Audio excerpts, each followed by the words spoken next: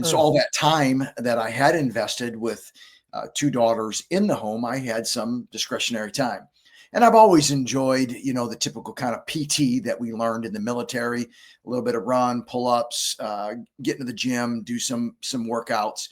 But I really began as I was headed towards 50 to look at particularly the Ironman race as an endurance and really as a metaphor for Right. life and in leadership, grit and resiliency, being able to withstand the tests and go the distance.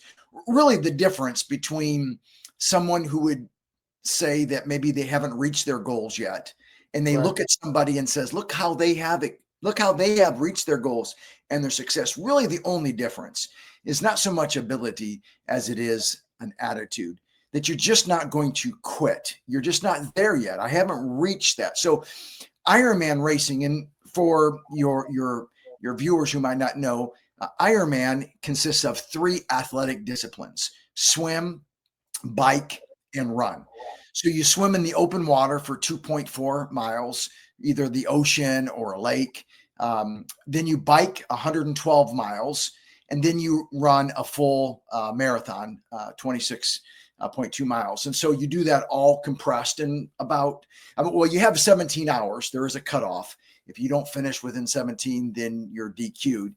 But Right. a lot of people do it in around 12 hours or so. And it just became a great metaphor for endurance. And so there's a training component, but basically, if you looked at my day, I'm going to do it in reverse order because I believe every good day starts the night before. So Mm. back in the day, packing your gear, prepping. So I always start the night before. And I've really, as a younger man, who needs sleep? I don't need no sleep. Just give me another cup of coffee and energy drinks. Right. But all that is a bunch of nonsense. We really need sleep. There's lots of data out there today, good sleep hygiene.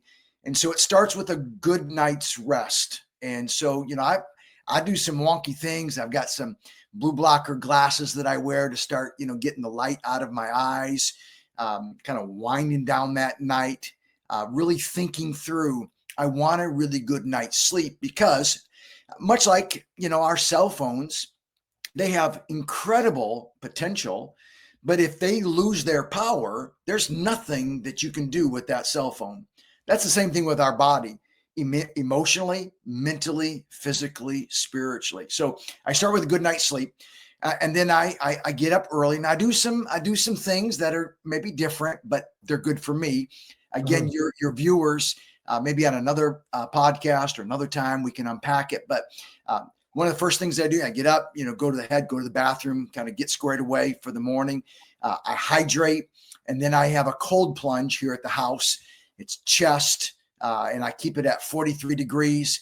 And so I get in there for 4 minutes Right. and kind of just wake up and kind of get everything going. Lots of dopamine. I mean, it's a great high.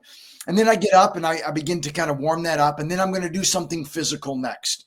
Yeah. Whatever that might be in the training cycle for that day, there's going to be a physical chunk.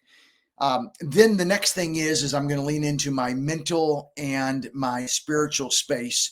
And that's going to be, some Bible reading, some prayer, some devotion, something that I'm reading. I've got my journal. I'm looking at my day. Where am I going to be? How do I need to think through this and all that? So that's really kind of just getting me set up, for my day.